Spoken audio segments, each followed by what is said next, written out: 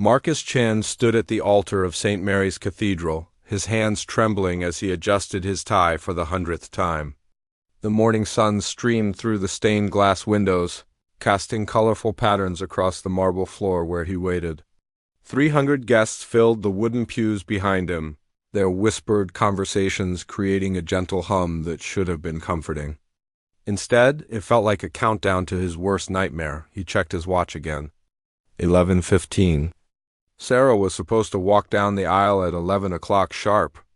She was never late, never. In the 3 years they had been together, Sarah Martinez had been punctual to every date, every dinner, every family gathering. Her military father had drilled discipline into her from childhood. And being on time was something she took seriously, the wedding planner. A thin woman with nervous energy approached Marcus with a forced smile. "I'm sure she's just having last-minute touches done to her dress," she whispered, but her eyes betrayed her concern. "These things happen all the time." Marcus nodded, trying to convince himself that everything was normal. Maybe the photographer had requested extra shots. Maybe her mother was fussing over her veil. Maybe traffic was heavier than expected. But deep in his stomach, a cold knot was forming. Something was wrong. His best man, David, placed a steady hand on his shoulder. "She be here, man. Sarah loves you. I've seen the way she looks at you." The organist continued playing the same soft melody she had been repeating for the past 20 minutes. Marcus could feel the guests beginning to shift restlessly in their seats. He heard his mother's voice behind him, speaking in hushed tones to his father.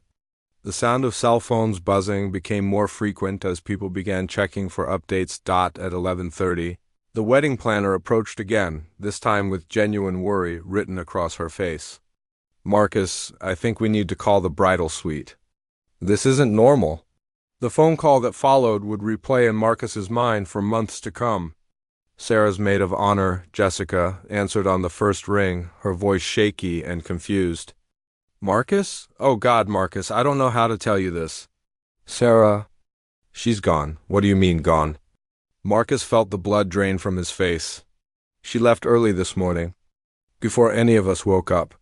There's a note." The cathedral seemed to spin around him.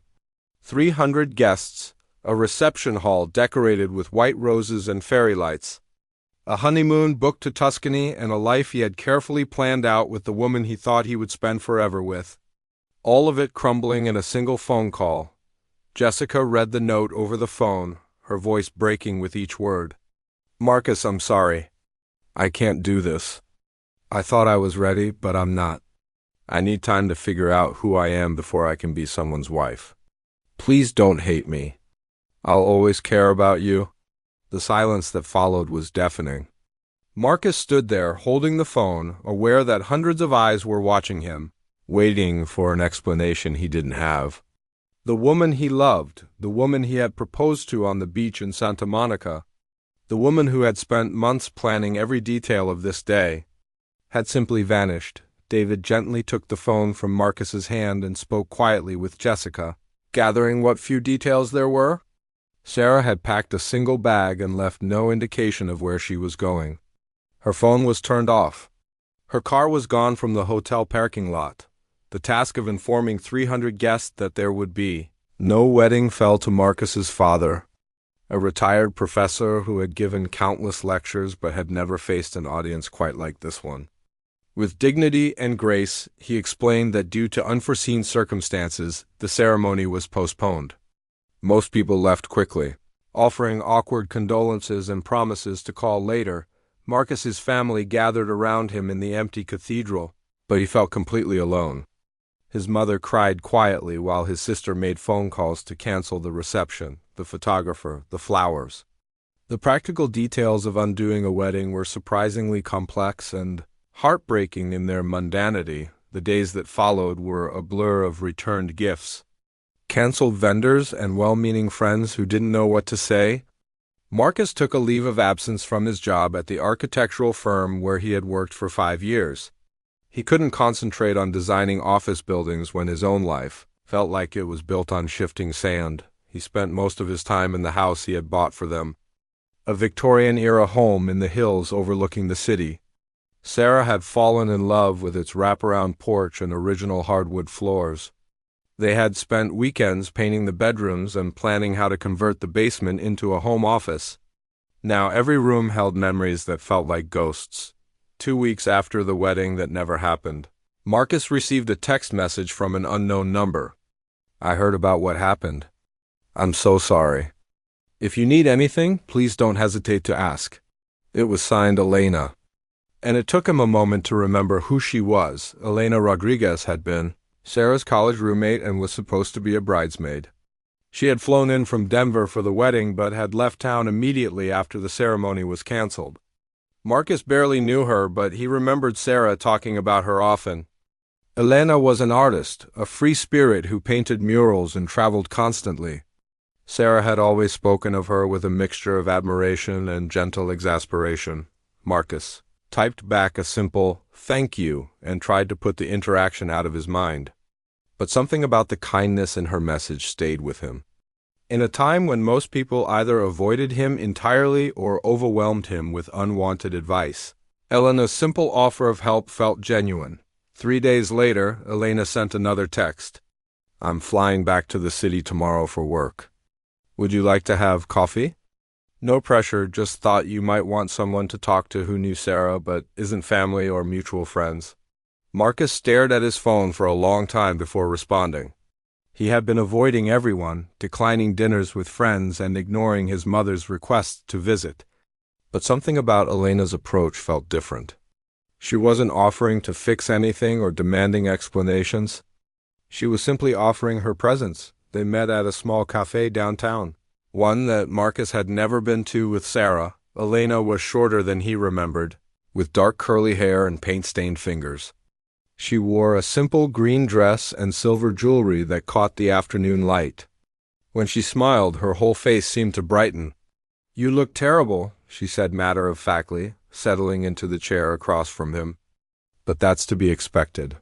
Marcus found himself laughing for the first time in weeks. "Thanks. You really know how to cheer a guy up?" Elena ordered coffee while Marcus got tea, and they sat in comfortable silence for a few minutes. She didn't ask him how he was feeling or whether he had heard from Sarah. Instead, she told him about the mural she was working on for a children's hospital in Denver, describing the underwater scene she was painting complete with friendly dolphins and hidden treasures. "Kids love finding details they missed the first time they looked," she explained. "I hide little crabs and seahorses in the coral. It gives them something to discover during long treatment days." Marcus found himself genuinely interested in her work, asking questions about technique and materials. For an hour, he forgot about his own problems and listened to someone talk about creating beauty in difficult places. As they prepared to leave, Elena hesitated at the door. "Marcus, I know this is probably the last thing you want to hear right now, but Sarah leaving doesn't mean there was anything wrong with you. Sometimes people panic when life gets too real too fast." "Did she say something to you?" Marcus asked, surprised by how much he wanted an answer. Elena shook her head. "No, but I knew her for 4 years in college. She was always afraid of being trapped, even by good things. It doesn't make what she did right, but it might help you understand that this was about her fears, not your worth." That night, Marcus found himself thinking about Elena's words and the way she had looked at the world. There was something grounding about her perspective, something that made him feel less like a victim and more like a person who had experienced something difficult but survivable. Over the next few weeks, Elena and Marcus began texting occasionally. She would send him pictures of interesting street art she encountered during her travels, and he would share photos of the progress he was making on home improvement projects. Fixing things with his hands had become therapeutic, a way to create order in a life that felt chaotic. Elena's work brought her back to the city frequently, and they fell into a pattern of meeting for coffee or lunch when she was in town. Their conversations ranged from art and architecture to books and travel stories. Marcus learned that Elena had grown up in a large family in New Mexico, that she had taught art to children in Guatemala for 2 years after college, and that she had never been married because she had never met anyone who made her want to stay in one place. "I used to think that was a character flaw," she admitted during one of their meetings. Like I was broken somehow because I couldn't settle down. But maybe some people are meant to build different kinds of lives. Marcus found himself looking forward to Elena's visits in a way that surprised him. She never tried to fix his situation or offer advice about moving on. Instead, she simply shared her own experiences and listened when he needed to talk. She was unlike anyone. Marcus set down his sandpaper and walked to the window, staring out at the rain while Sarah's words hung in the air between them. A terrible mistake. 6 months ago, those words would have been everything he wanted to hear. Now, they felt complicated in ways he couldn't fully understand. "I've been thinking about you every day," Sarah continued, her voice thick with emotion. "About us. About what we had planned." "Sarah, you left me at the altar," Marcus said quietly. "You disappeared without explanation in front of 300 people. I know, and I hate myself for it. I was scared, Marcus. Scared of becoming someone I didn't recognize. My mother spent 30 years being just someone's wife, and I panicked thinking that would happen to me too." Marcus understood the fear she described. Sarah's mother had given up her career as a teacher when she married, devoting herself entirely to supporting her husband's military career and raising their children. Sarah had always sworn she would never lose herself that way, but somewhere in the wedding planning process, she had begun to feel like it was happening anyway. "You could have talked to me," Marcus said. "We could have worked through it together." I tried to convince myself I could handle it, but the morning of the wedding, I woke up feeling like I was suffocating. I looked at my wedding dress and felt like it was a costume for someone else's life. Marcus closed his eyes, remembering how excited Sarah had been when she found that dress. She had insisted he come to the bridal shop to see it on her, even though tradition said it was bad luck. She had looked radiant, spinning in front of the mirror and talking about how perfect everything would be. "I'm sorry," Sarah whispered. "I'm so incredibly sorry. I know saying that doesn't fix anything, but I need you to know that leaving you was the biggest mistake of my life." "What do you want from me, Sarah?" Marcus asked, though he was afraid he already knew the answer. "I want to come home. I want to try again. I know it won't be easy, and I know you have every right to say no, but I love you, Marcus. I never stopped loving you." The silence stretched between them while Marcus tried to process what she was asking. 6 months ago, this call would have solved everything. He would have driven to Portland immediately, brought her home, and figured out how to rebuild what they had lost. But 6 months had changed him in ways he was only beginning to understand. "I need time to think," he said finally. "Of course. I know this is a lot to ask. I'm staying with my cousin for now, so there's no pressure. Just, please think about it. About us?" After they hung up, Marcus sat in his half-renovated kitchen, surrounded by the evidence of the new life he had been building. The conversation with Sarah felt surreal, like a voice from another lifetime calling him back to a world he had already begun to leave behind. Elena was in Denver, working on the children's hospital mural, and wasn't due back for another week. Marcus found himself wanting to talk to her about Sarah's call, but he realized how complicated that conversation would be. How could he tell the woman he was developing feelings for that his ex-fiancée wanted to reconcile? Instead, he called David, who listened without judgment as Marcus recounted the entire conversation. "What's your gut telling you?" David asked when Marcus finished. "I honestly don't know. 6 months ago, I would have said yes immediately. Now, I'm not sure we're the same people who got engaged."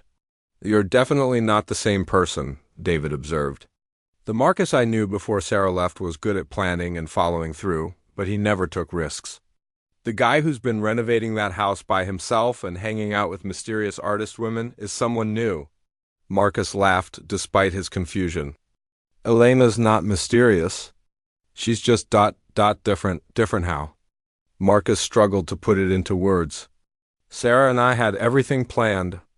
We knew what our life was going to look like in 5 years, 10 years. With Elena, I don't even know what next week will bring, but somehow that feels exciting instead of terrifying. Sounds like you've already made your decision. But it wasn't that simple. Marcus spent the next few days thinking about the 3 years he and Sarah had spent together. They had been good years, filled with shared goals and compatible dreams. They had never fought seriously, never questioned whether they were right for each other. Their relationship had felt solid and dependable, like a well-built house that would weather any storm. The problem was that Marcus was no longer sure he wanted that kind of certainty. Living alone for 6 months had taught him things about himself he had never known. He enjoyed the spontaneity of deciding to paint a room on a whim or eat ice cream for dinner. He liked not knowing exactly what his weekend would hold, or whether he would spend it working on the house or exploring a new part of the city. Elena's influence had shown him that life could be an adventure rather than a carefully executed plan. She approached each day with curiosity and openness, ready to be surprised by what she might discover. Marcus had begun to adopt some of that philosophy, and he wasn't sure he could go back to the structured existence he had shared with Sarah on Wednesday evening. Elena called from Denver. She sounded tired but excited as she described the progress on the mural. "The kids love the octopus," she said. "I gave him glasses and a bow tie, and they've decided his name is Professor Tentacles. They keep asking when I'm going to add his wife and children." Marcus found himself smiling as he listened to her enthusiasm. "Are you going to?" "I might have to. They've become very invested in Professor Tentacles' family life. One little girl drew me a picture of what she thinks his daughter should look like." They talked for another hour about Elena's work, Marcus's kitchen renovation, and a book they had both been reading. It was an easy, comfortable conversation that left Marcus feeling more settled than he had since Sarah's call. As they were about to hang up, Elena asked, "Is everything okay?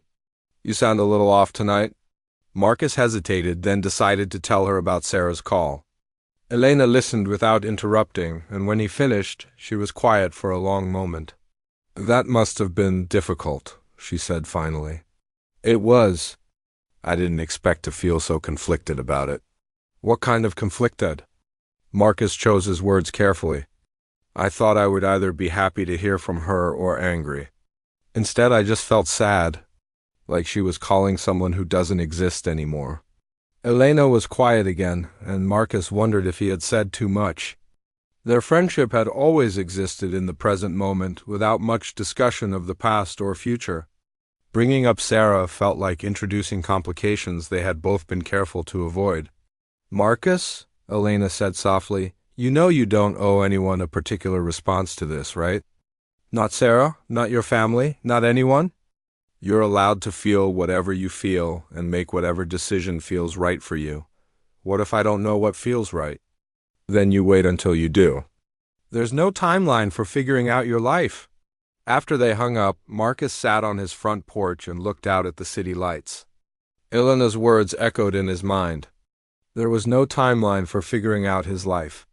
He had spent so many years following the expected path: college, career, engagement, marriage, that he had forgotten he could choose to step off that path entirely. The next morning, Marcus called Sarah back. "I've been thinking about what you said," he began, and Sarah's voice was hopeful and nervous.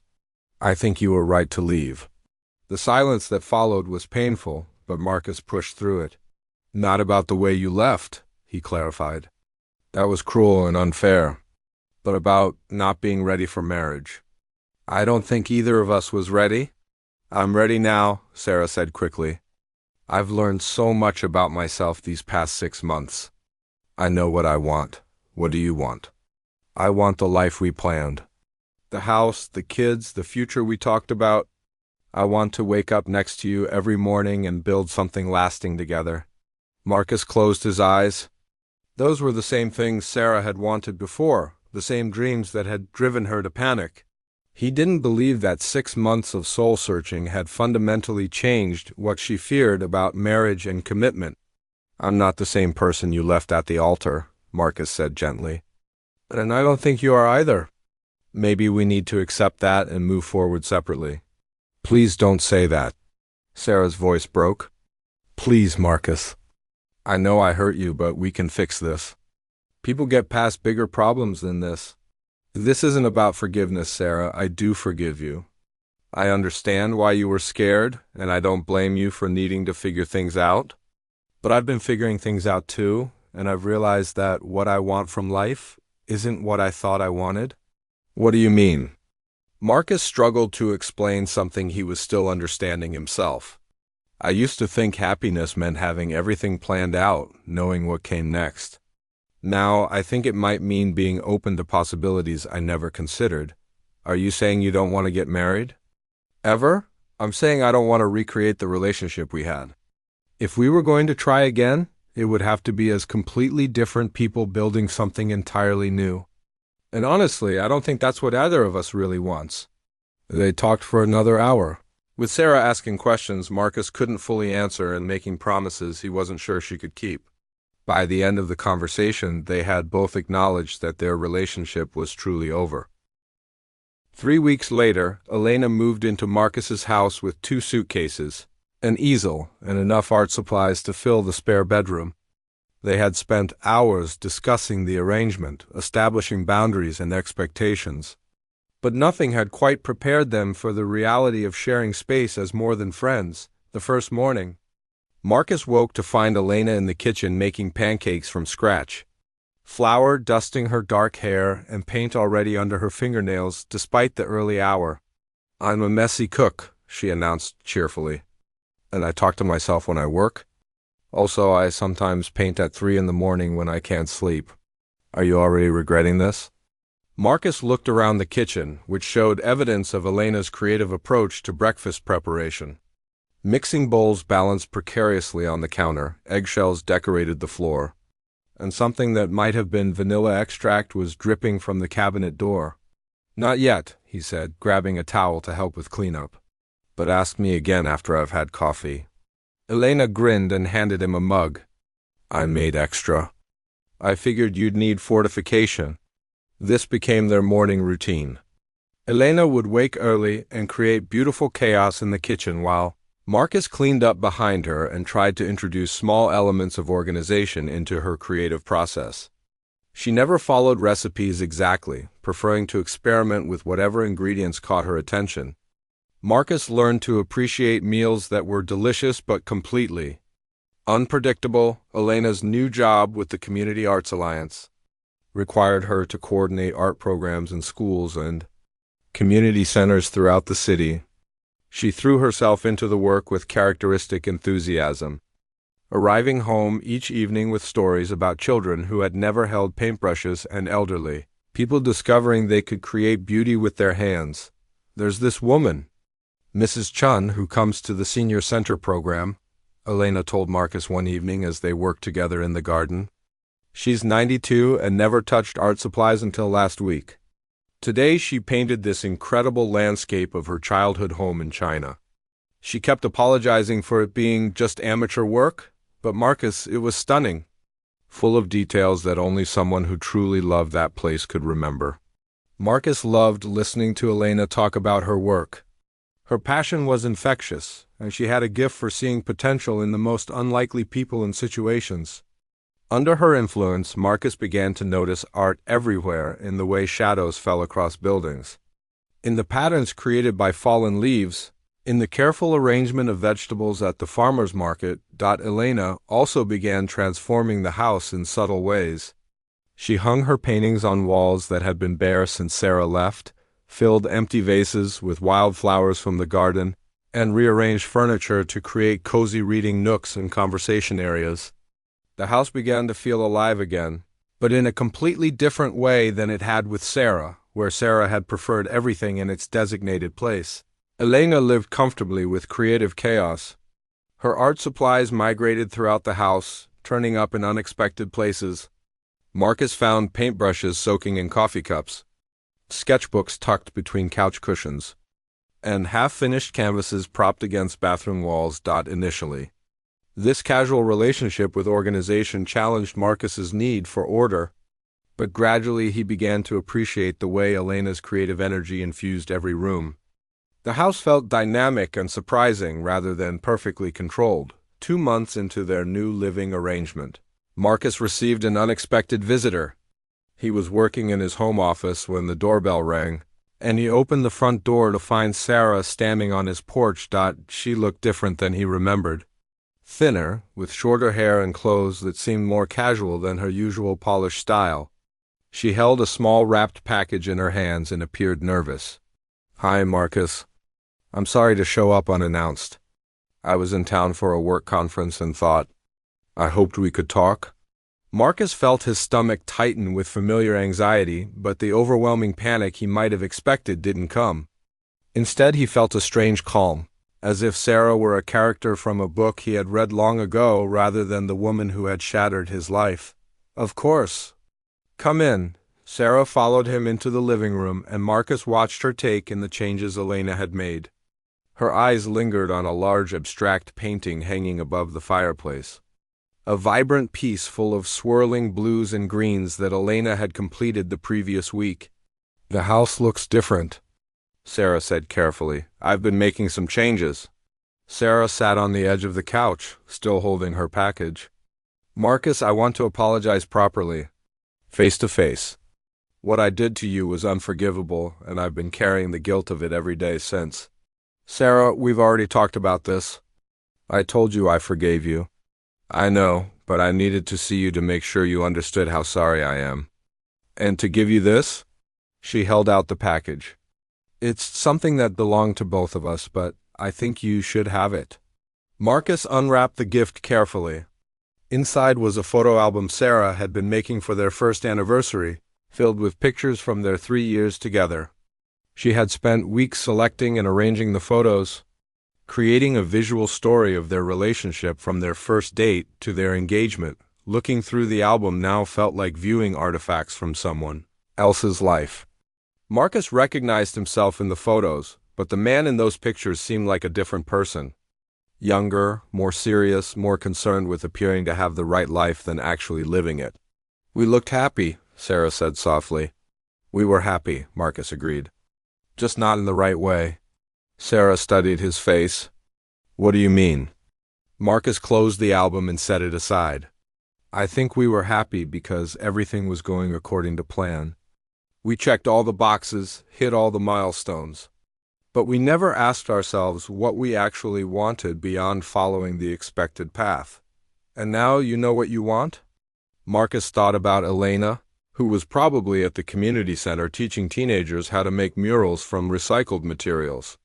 He thought about the conversations they had over dinner, the way she challenged him to see familiar things from new angles, the comfort of falling asleep next to someone who embraced uncertainty rather than trying to control it. "I'm learning," he said. Sarah nodded, though she looked sad. "There's someone else, isn't there?" Marcus hesitated, unsure how to explain Elena without making it sound like a rebound relationship. "There's someone who helps me understand myself better." "I'm happy for you," Sarah said, and Marcus believed she meant it. "You deserve someone who appreciates who you are instead of trying to fit you into their vision of what life should look like."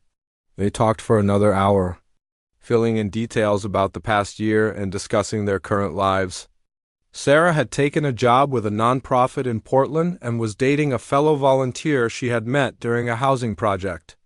She seemed more settled than Marcus had ever seen her, as if the fear that had driven her away from their wedding had finally resolved itself. As she prepared to leave, Sarah paused at the door. "Marcus, can I ask you something?" "Sure. Do you think we could have made it work if we had tried harder?" Marcus considered the question seriously.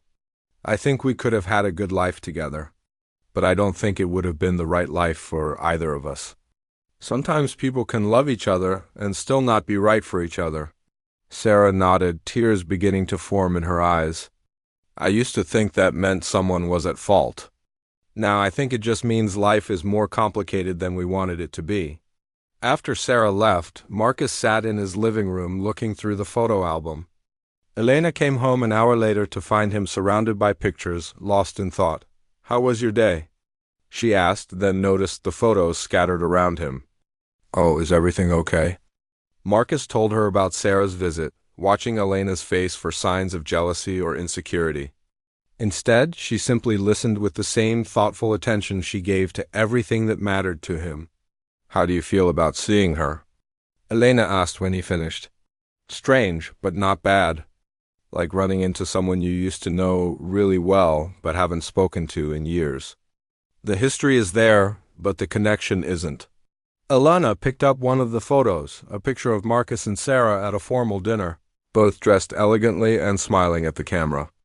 You both look so young. We were young. Not in age, but in understanding what we wanted from life. Elena set the photo aside and curled up next to Marcus on the couch.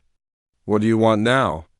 It was a question Elena had never directly asked before, though it had been implicit in many of their conversations. Marcus realized he finally had an answer. I want to build something beautiful with someone who sees the world the way you do. I want to wake up excited about what the day might bring instead of worried about whether everything will go according to plan. I want to create a life that feels like art instead of like homework. Elena smiled, the expression reaching all the way to her eyes. That sounds like a good life. Elena, I'm in love with you. The words came out more simply than Marcus had expected. Without the elaborate planning or perfect timing he had always thought such declarations required. Elena's face brightened with surprise and joy. I'm in love with you too, she said. I have been for months.